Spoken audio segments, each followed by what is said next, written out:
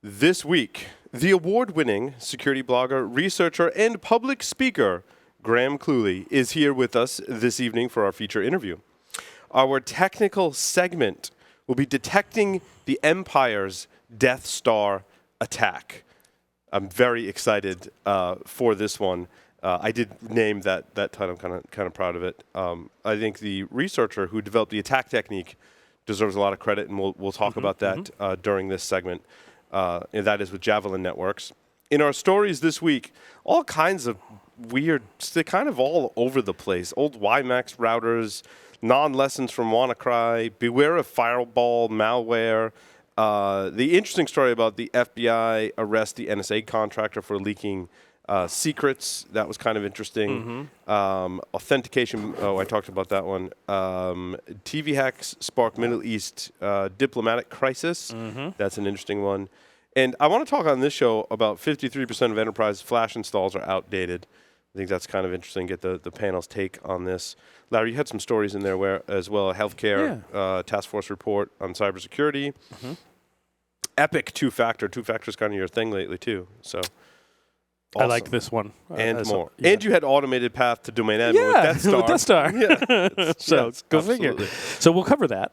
Absolutely. All that and more on this edition of Paul's Security Weekly. This is Security Weekly. For security professionals, by security professionals. Broadcasting live from G-Unit Studios in Rhode Island, it's the show where exploits run wild, packets aren't the only things getting sniffed, and the cocktails flow steady. It's Paul's Security Weekly.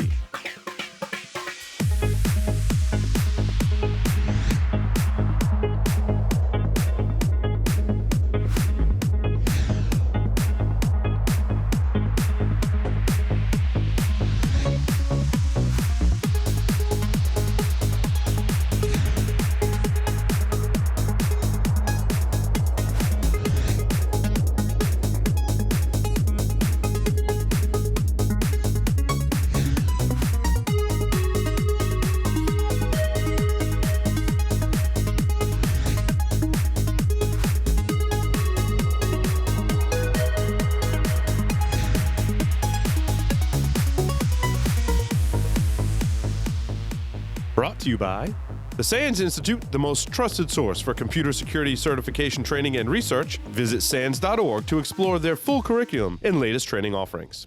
Gain control of cyber risk with Tenable.io, the first vulnerability management platform built for today's elastic assets like cloud, containers, and web apps. Discover a fresh, asset-based approach that prioritizes vulnerabilities while seamlessly integrating into your environment. And improve ROI with the first elastic licensing approach based on assets, not IP addresses. Tenable.io delivers the data and context you need to secure your elastic attack surface. Start your free Tenable.io trial today by visiting Tenable.io.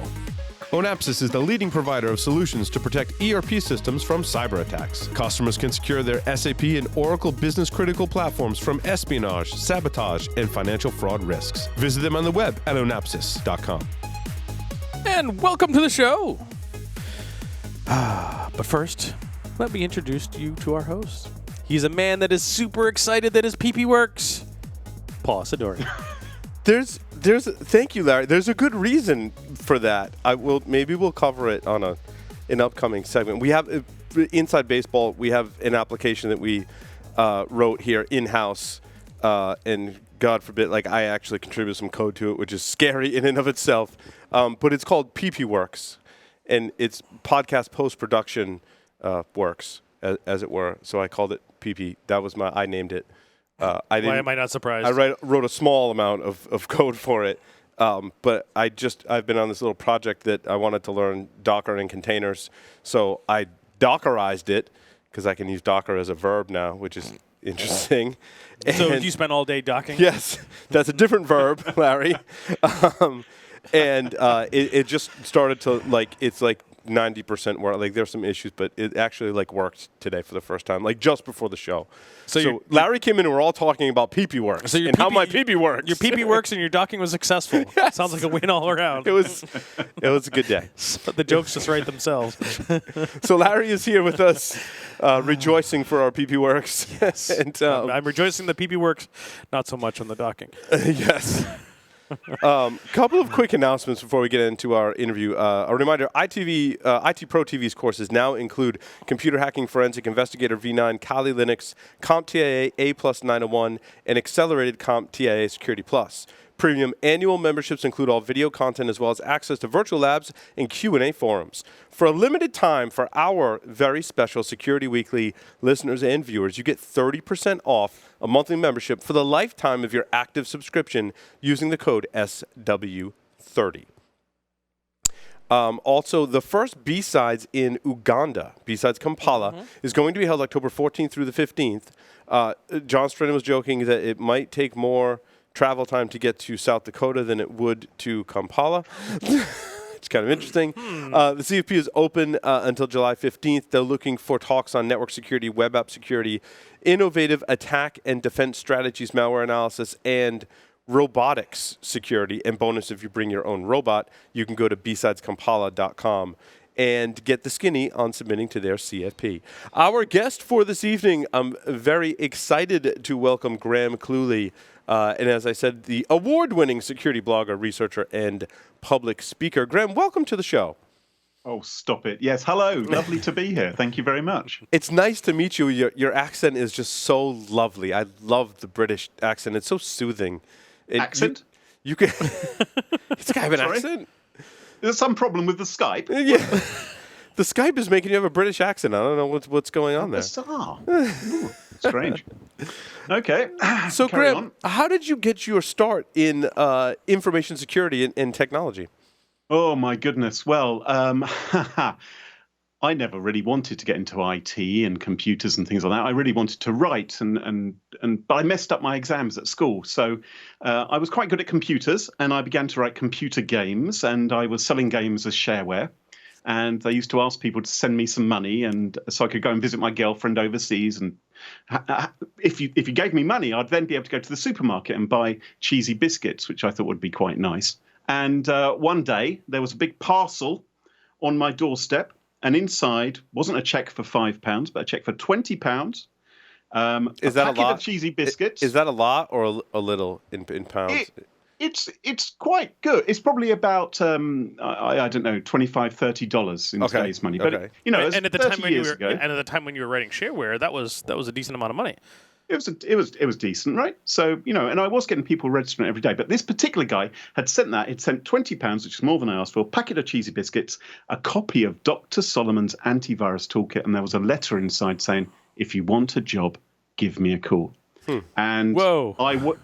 And I went to work for the UK's leading antivirus expert, Alan Solomon, and I wrote the first ever Windows version of his antivirus software for him. Oh wow, that's interesting. Which was really cool. And I've stayed in that kind of industry for years and years. I worked for Dr. Solomon's. I briefly worked for McAfee, like when I say briefly, like 4 weeks. And then I worked for Sophos for about 13 years. And the last 3 or 4 years, I've been working for myself. So when you first wrote the Dr. Solomon's, which I do remember, was a lot of it like malware would get on your system, or virus as we call it then, and just wipe out your BIOS, right? How has that evolution progressed? Like, I feel like ransomware is just like a more fancy version of that attack with some payment. Yeah. You're right. I mean, in the old days, it wasn't about making money, of course. It was electronic graffiti, and sometimes they would wipe your hard drive just for the kicks, right? For the lulls, as the kids call it. It was very obvious and it was very visual. And I always thought it was a bit of a shame that viruses, or malware as we now call it, stopped being so visual, because it all became about stealing money and stealing information. It wasn't announcing its presence. And in a way, I probably shouldn't say this, it's a little bit cool that ransomware's come along, because suddenly malware has become visual again, because it has to announce its presence. And we've seen some creativity with ransomware.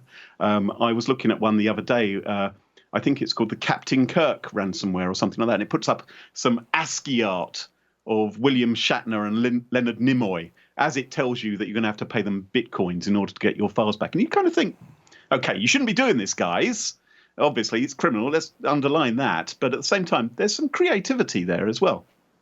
Yeah, it's kind of interesting. In some of the talks that I've given years ago, I couldn't predict that people would essentially disable your computer and then collect a ransom for it. Like, I don't think any of us, did anyone like predict that? Like, that just kind of came out of left field at some point. Well, there was a guy called Dr. Joseph Popp in about, I think it was 1990 or maybe 1989, and he sent out through the post to thousands of people a 5¼ inch floppy disk called the AIDS Information Diskette. And what it did, if you installed it, it had lots of legalese, which just like today, we don't bother reading. And if you installed it, it would, after a certain time period, basically lock up your computer and demand that you sent him money. And he was at a PO box in Panama or something. Now, he was obviously crazy because he sent those all out via the post and he licked every stamp and stuck them on the envelopes himself. That's how he sent it out. It obviously cost him a lot more money than it costs to distribute regular ransomware. But that was a precursor to modern ransomware. Most of the malware we saw back then, and there wasn't much, we only saw about 200 viruses every month. At the time, we used to think, what's it going to be like when there are 10,000 viruses in total? How are we going to manage that panic? And, here we are, 400,000 new pieces of malware every single day being analyzed. It is science fiction in some ways. The other thing is not just how the money's got involved, but also the state-sponsored attacks. The fact that we now have governments and intelligence agencies rather than spotty 14-year-old boys writing malware. And I think everyone has just realized this is an incredible way to steal, but also an incredible way to spy on people as well. Graham, I think it was an article on your blog that discussed whether or not you should keep Bitcoin on hand in case you need to pay a ransom. Is this a sound advice for organizations today? Well, I personally, it reviles me, the whole prospect of that. I think don't go and buy Bitcoin. Go and spend that money on getting yourself a decent backup process and making sure that you're storing it securely. Because backups aren't just for recovering from ransomware, but for every other kind of disaster which your computer system might suffer from, of which there are many, as we all know. So I would rather people did that. But apparently there has been an increase in organizations investing in Bitcoin. And of course, in recent weeks and months, we've seen the Bitcoin price absolutely skyrocket. It's amazing, isn't it? I don't know whether now's a good time to buy them or not. I'm not a gambler like that. So So to see some of the stuff that I've followed, it wouldn't probably be a good time still, because there's some mathematical projections that are estimating that Bitcoin will be at $4,000 US per Bitcoin by the end of the month. Wow. Which is still a considerable jump from what it is now. But the profit is still little compared to what you have to invest at this point. Well, the other thing you've got to be careful, of course, is that some of the Bitcoin exchanges have been hacked in the past, or some of them have claimed to be hacked, and who knows whether they were hacked or whether someone siphoned off, the Bitcoins, in some method. And so, it's not necessarily entirely trustworthy. No. Well, it's difficult to talk about Bitcoin and currency and ransomware without mentioning WannaCry. I kind of cringe when I say that now. But obviously being in the field that you're in and being a journalist today and writing every day, I'm assuming that you followed that story very closely. Now that we're kind of on the flip side of it, like what's your take on some of the lessons learned, not learned, that kind of thing?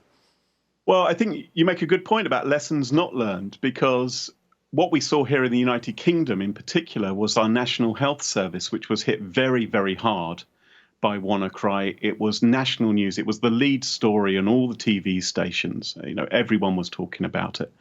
And the National Health Service has a specific problem, which is that, frankly, it hasn't been invested in enough for a long time. And even when it does get some money, obviously their priority is let's spend this money to save people's lives. It's not let's save this money, let's use this money to... That's a good point. I wanted to ask you about that. So when we were talking about it, the NHS, and we said, well, and I don't pretend to know the economics and tax rates that are, that you pay today in the UK, but we were speculating that, well, if it's government funded and it comes from tax dollars, do they fund it appropriately? Shouldn't they have plenty of resources to go get what they need in terms of technology, versus the problem here in the U.S., which healthcare organizations in the U.S. are in a difficult economic position for a whole host of other reasons.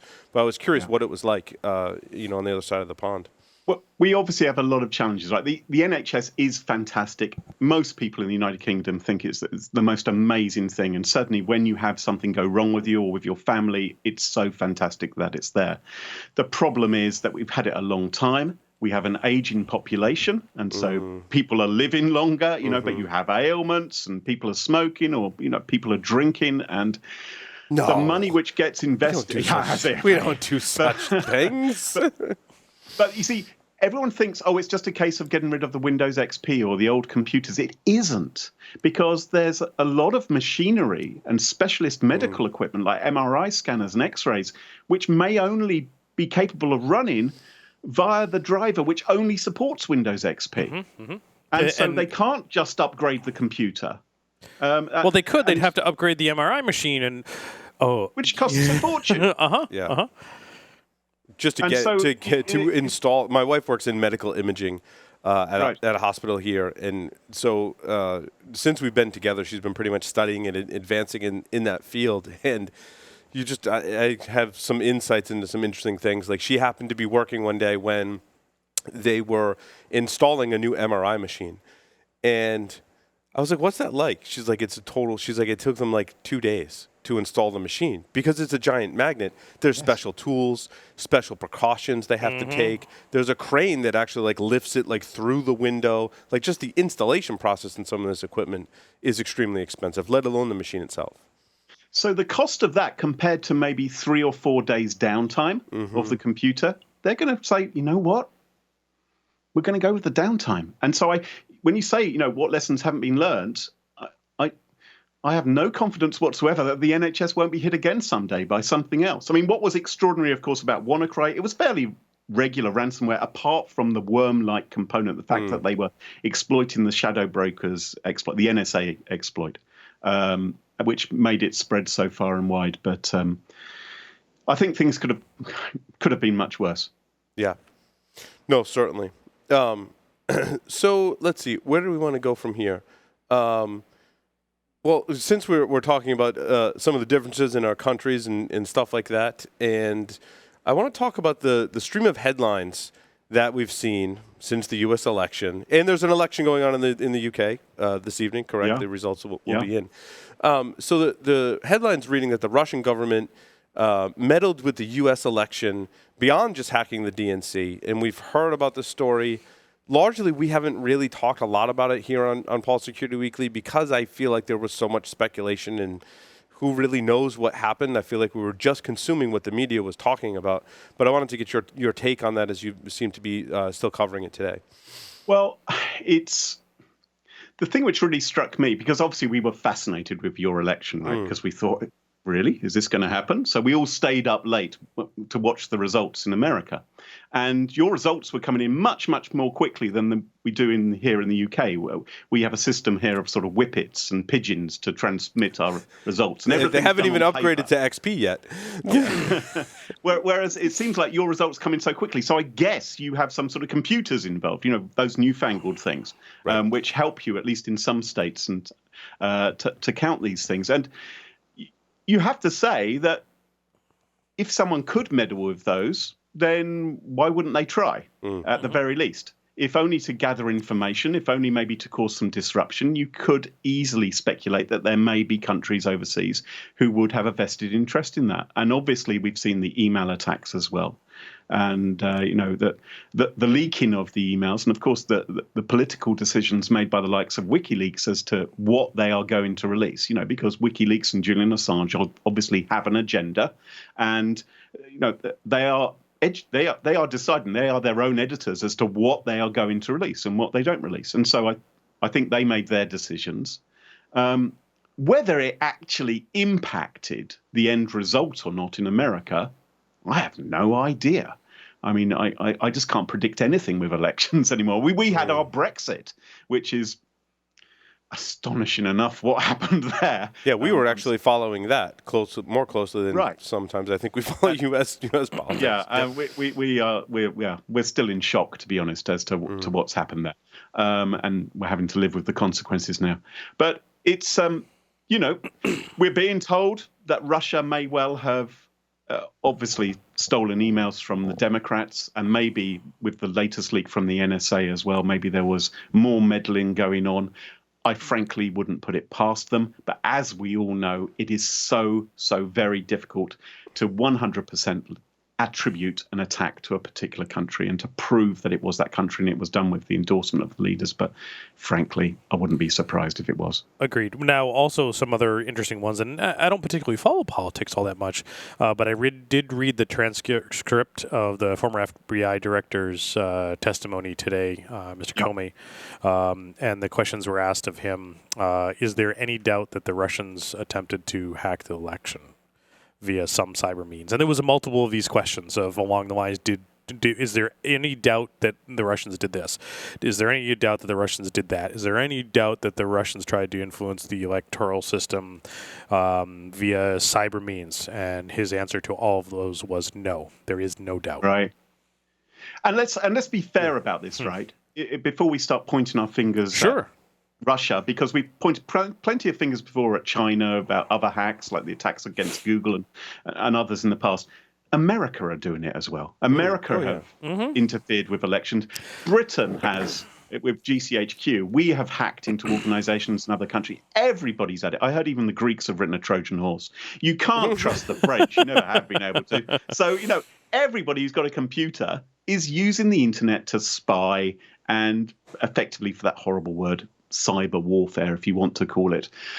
They're using that because it's cost effective, it's cheap, it's a lot easier to do than to parachute James Bond behind enemy lines and steal the microphone. All the important stuff you want to steal is on computers, so use computers to steal it. And you've got this wonderful get out of jail free clause, which is, you can always say it wasn't us. It must have been someone patriotic doing it instead. Or someone, on a compromised computer. I think there's a lot of back-end deals going on, I'm sure. Maybe, I don't know so much in this case, but, if China wants to say, well, we don't hack into the U.S., but sure, we'll fund Russia's, hacking into the U.S. and all of that kind of thing. And, that works really well in this particular scenario. I'm sure it worked well before there were computers in the spy world.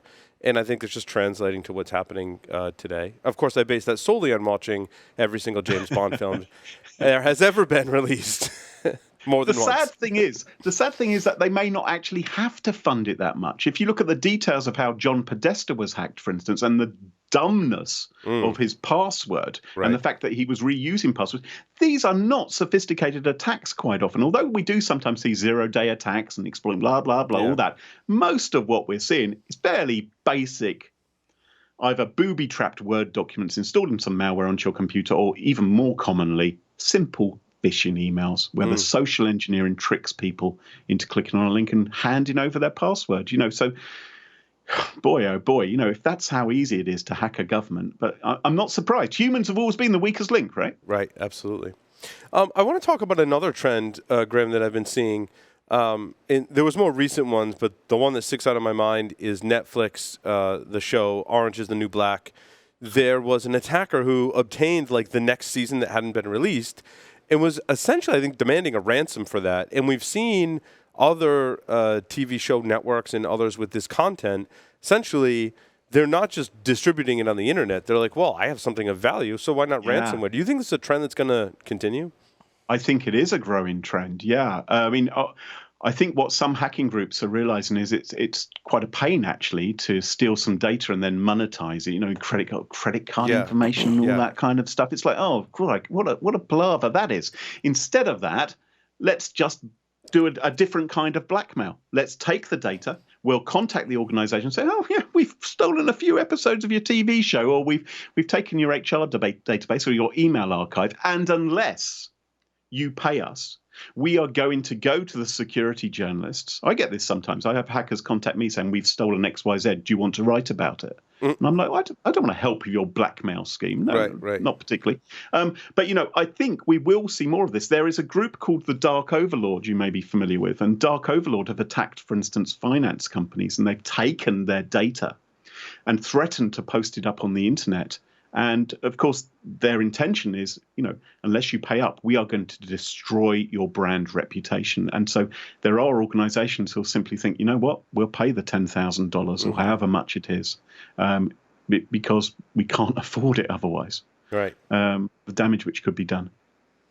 Yeah, and it's interesting how I don't believe this trend has really made it up into the C-levels to really restructure their security programs, because I feel like still today they're like, yeah, I have to defend against, these kind of everyday attacks that aren't really targeting me. And yeah, some people might target me, but, it might not be a nation state. But now I see the motivations being very lucrative for the attackers. And I think that if there are businesses making money, you're going to be under attack from this specific thing. They're going to be after your intellectual property, after your records, whatever, and they're going to blackmail you for it.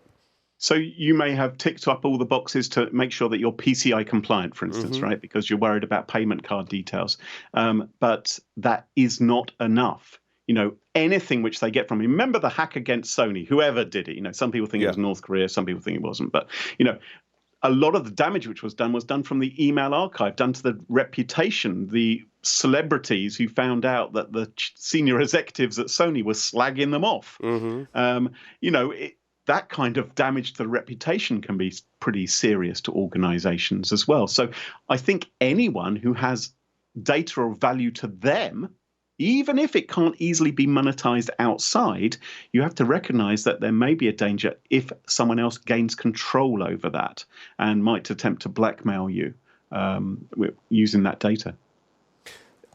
Graham, you mentioned that people do contact you for various reasons, one being, they've stolen some data and they want you to write about it. Along those lines, like, how concerned are you about your personal security, about your own OPSEC, and what are some things you do both to protect your sources, to screen what's coming in, through your various communications channels?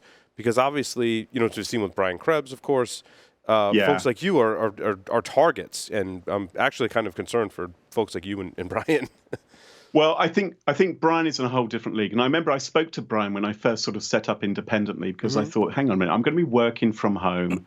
I have had threats in the past. I haven't taken them terribly seriously, to be honest. But I think I'm in an entirely different league from Brian, because Brian is the kind of guy who goes into the underground forums. He's taught himself Russian.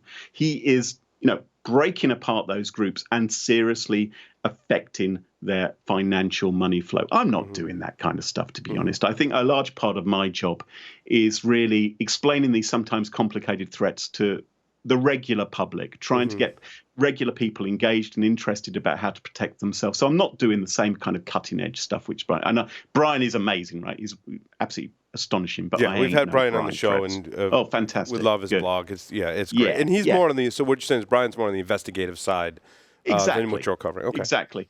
But for instance, I make sure that no one ever sees my real face. I would never go online on Skype or anything like that. I wouldn't, never let you see my study. But, you laugh. There are people that do go to those measures to protect their privacy and identity online. Absolutely. Yeah, I mean, I did actually go to the police when I first started off, because there's certain things regarding regulations about setting up a company here and making your address public, because I work from my home and I have a young child, and we have sometimes received fairly jokey threat. I haven't taken them seriously, some threats in the past. And so I was working to that. My main problem is that I have a really unusual surname in the UK. And so, I've left a trail everywhere. So if you really wanted to find out where I lived, you could find out.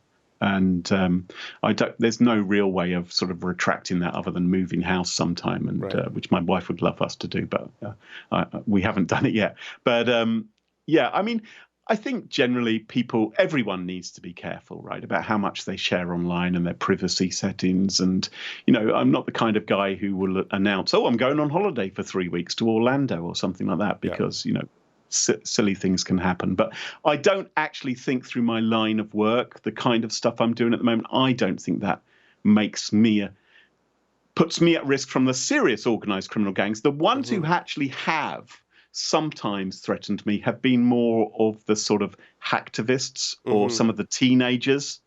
the juveniles who haven't necessarily thought through what they're doing. So there's no actual financial reason for them to attack me, but maybe they simply don't like me because I said something which upset them once, or said their malware was shoddily written or something. Yeah. No, I can totally see that. And a lot of malware is very shoddily written, to be quite honest with you. So do you have tips for like browser security and other things to do to kind of help protect yourself as you are, like myself, like reading a lot of articles and going out there and publishing stuff? Oh, sure. I mean, like everyone else, right? You've got to be careful when you're browsing online. You've got to block your ads. You've got to be, running a VPN. You may be using Tor in some cases. You want to prevent yourself from being tracked online.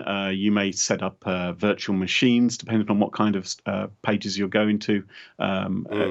All of those things obviously make sense. Two-factor authentication, I hope, Graham. Oh my goodness, yes. yeah. I mean, that's table stakes, right? I mean, it would be career suicide for me, for my website, for instance, to be hacked, because it'd be I know, and I wouldn't blame anyone. It would be hilarious. I had a situation actually earlier this year. I was overseas giving a talk, and my Twitter account. Why am I telling you this to all of your readers?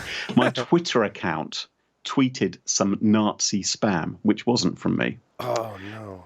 And it turned out that I had connected my Twitter account with one of these third-party sites, something called Twitter Counter, a pure vanity thing for producing nice graphs of how many Twitter followers I have, right? Which I've done years before and I'd forgotten. And it's the kind of thing which, I've said to people, I'll get rid of all those rogue third-party apps which are attached. Twitter Counter got hacked, and as a result, I and many other accounts, I think Justin Bieber as well. Well, you're in good company.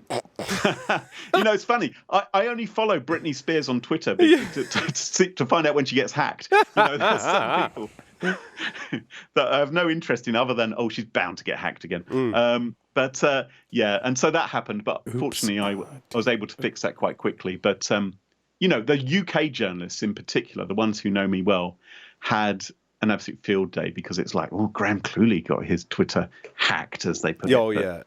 They never got my password. And that was even though I had two-factor authentication and all the other gubbins there to defend myself. Now, do you have sources that you help protect as well? Like, do you have sources of information that come to you, and do you work to protect their privacy? Oh, yeah, certainly. I mean, I try to be careful with the information which is sent to me and store it carefully, obviously in terms of encryption. I mean, we've just seen this instance with the Intercept, of course, where some people have suggested that maybe the Intercept were a little bit careless, and that may have identified Reality Winner, extraordinary name, by the way, as being the NSA leaker.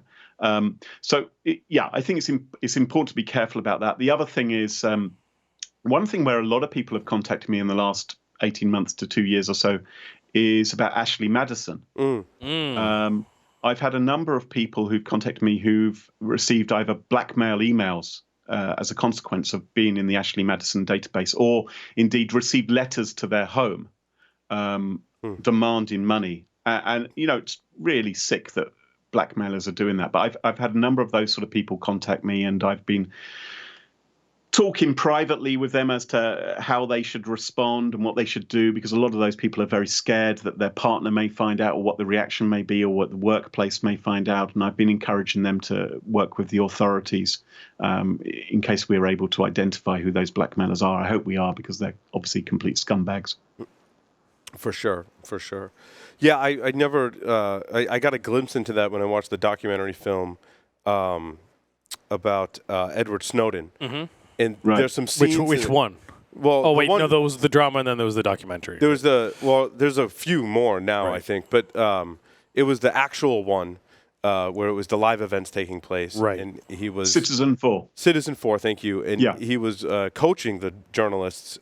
Yes. Whose names, of course, escape me right at this moment, but you guys probably know who they are, right? And there was a documentary filmmaker, and Laura Poitras was the documentary filmmaker, and Glenn Greenwald was the main journalist. Yeah. And he's like coaching them on OPSEC, essentially. Which I thought was very, very interesting, and something that you people in your position, being journalists in this field, have to deal with. Yeah, and everyone laughed in the cinema when I went to go and see it. Do you remember when Eddie, as I like to call him, puts the towel over his head as he's entering their password on his keyboard.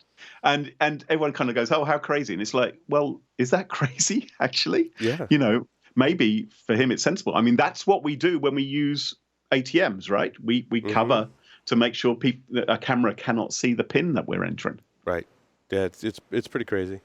So in terms of a lot of articles have been running recently on your blog, Graham, have been about Android insecurity, about trying to stay secure inside of your browser. Like, what are some of the trends you're seeing with some of the personal things? We launched a show earlier this year, Secure Digital Life, to address some of those issues.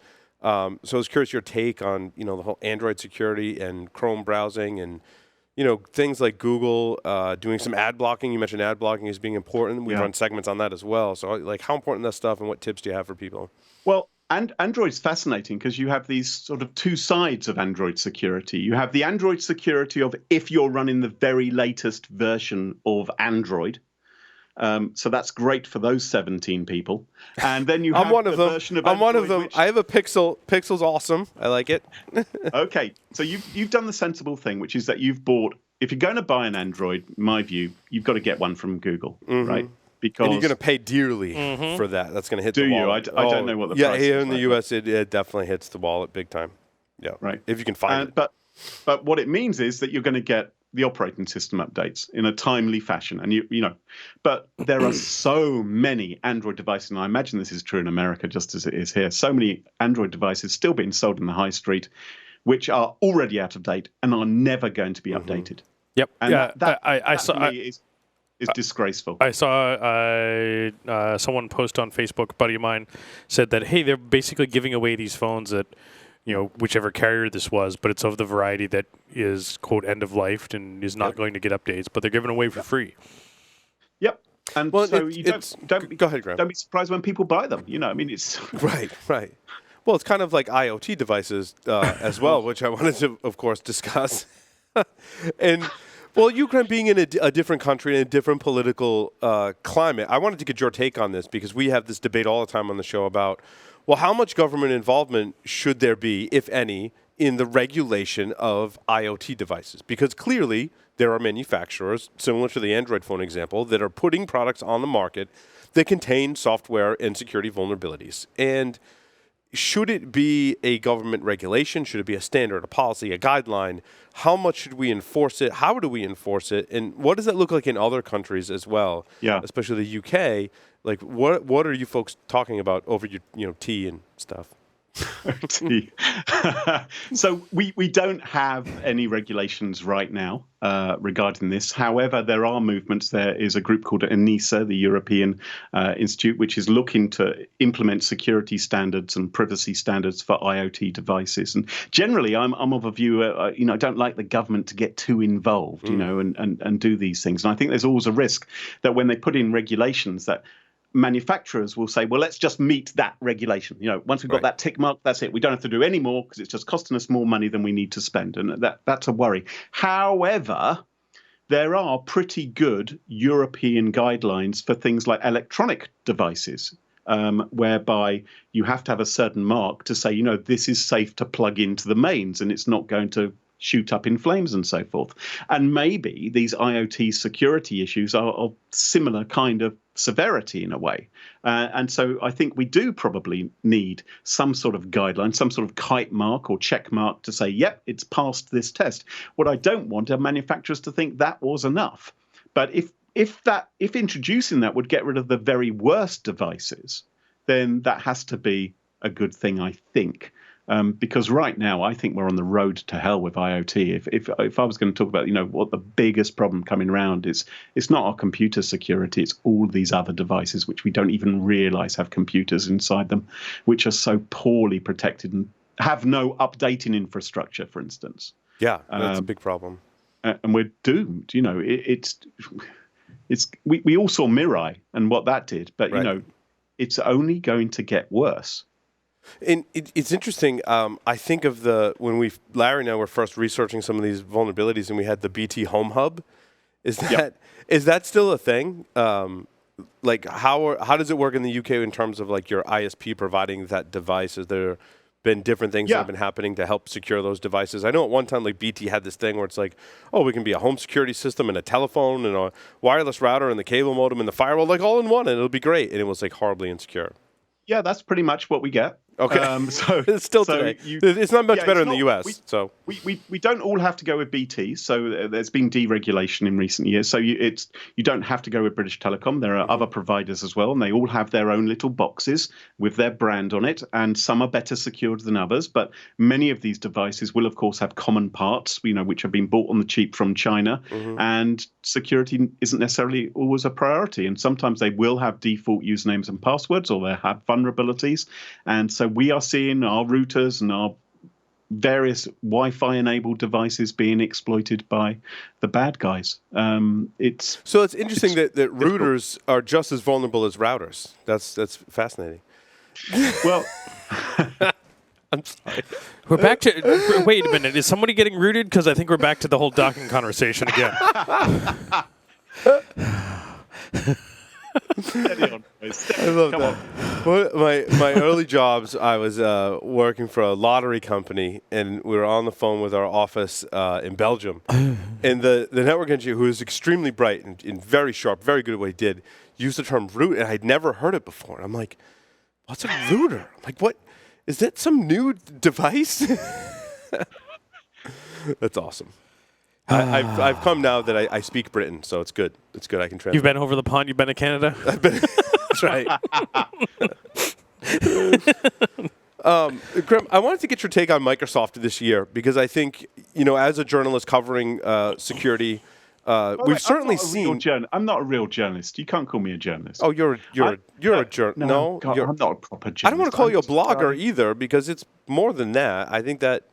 Well, I just have a website where I just have the occasional rant about anything which is sort of annoying me or where I think it'll be helpful to people. I can't consider myself a journalist. I'm just I don't know what I am. I used to be a programmer. Now I'm just someone who mouths off about things. I mean, but I'm not a proper. So let me rephrase it. So wait a minute. So you're a politician. So wait. Sorry, I should never insult anyone. I should never insult anyone like that ever again. So especially you, Graham, as a random guy with a website that rants about things from time to time. That used to covering be a information security, Microsoft this year has provided some interesting fodder for us to talk about in terms of their patching strategy and their play in the security market. From what you've been writing about, what have you noticed as changes? Well, I mean, that maybe my biggest pain right now is that they've updated their security center, whatever it's called, the thing where they tell you about all the latest security bulletins. They made it completely impossible to navigate and work out what actual patches you need. It's made it a nightmare to write about the patches as well and to grab that information. Lord knows how corporations are supposed to handle it. I think Microsoft would like it if you just installed everything automatically, which maybe actually is beginning to be the way more corporations are thinking. I've been doing some talks recently. I've been asking companies in the audience, are you beginning to move more towards the consumer model of pretty much as soon as there's a patch, if it's marked critical, let's just start shoving it out there, and start defending.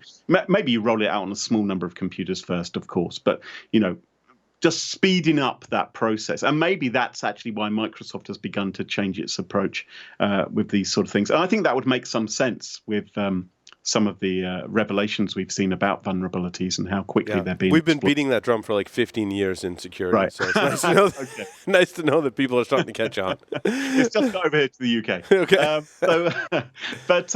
It's and of course we saw this extraordinary thing just after WannaCry, which is, hey guys, we've got another patch for Windows XP, and it's like, hello. Wiped the cobwebs off. XP, as I'm sure you know, stands for extra patches. That's how we're going to remember it from now on.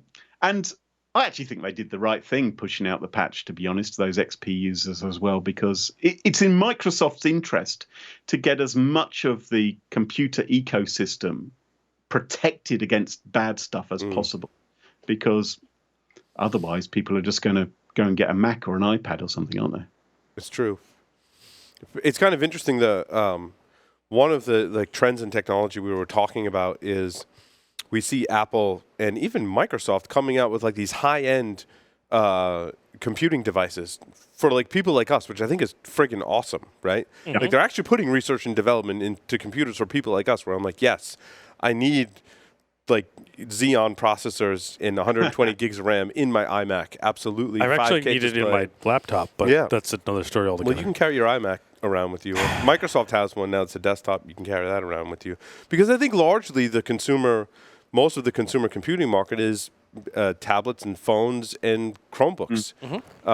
It's just kind of an interesting trend. And when we talk about IoT, like how does that intersect now? It almost makes, I think, your tablets and smartphones and Chromebooks more like an IoT device suffering from those problems, which is kind of scary. Yes. Was there a question at the end of that? No, there wasn't. I was just ranting. I think very profound. Absolutely right. Yes. I was just ranting about a general trend that most people today are using smartphones, tablets, Chromebooks, and there's now a really cool market for power users that are actually getting what they need as well. I hope that they do continue to support us. I mean, I was, I suppose, pleased to see Apple's announcement in the last few days. They're talking about this sort of iMac Pro, aren't they? Because their Pro users had been sort of ignored for some years. And I haven't liked the way that some of their laptops have been, removing the USB ports and things, and all the things which I actually kind of need. I don't want a thinner laptop, right? It's no use to me, a thinner laptop. I want more than 16 gigs of RAM in my laptop. I want. Yeah, exactly. I want it to be expandable, or at least let me buy it with a decent amount of memory so I can do something with this darn thing.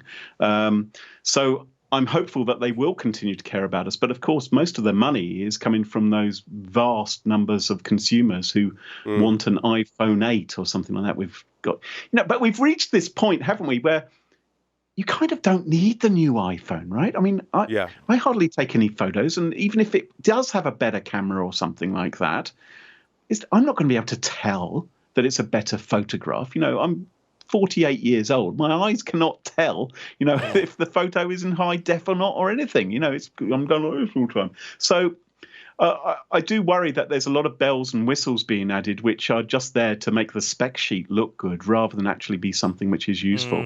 I feel like Apple is floundering at the moment, and I continue to remain unconvinced by some of Microsoft's attempts to sort of jump on the Apple-like bandwagon with the Surface and things.